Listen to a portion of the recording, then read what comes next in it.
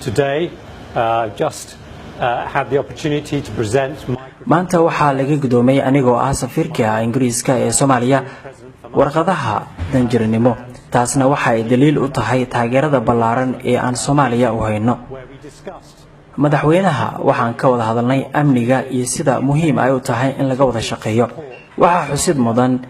in aan si qiiro leh uga hadalnay aniga iyo madaxweynaha abaaraha ka jira gobolada Soomaaliya qaarkood oo u baahan in si degdeg ah wax looga qabto taasna waan ka wada shaqeyn doonaa waxa jira sidoo kale shir weyn oo siyaasadda Soomaaliya looga hadli doono oo ka dhacaya bisha May magaalada London ee wadanka Ingiriiska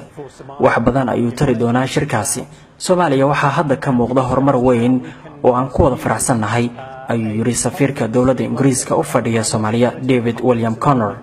on Somalia, which will take place in May, and we discussed how we could best use that event to really push ahead on progress between the international community and Somalia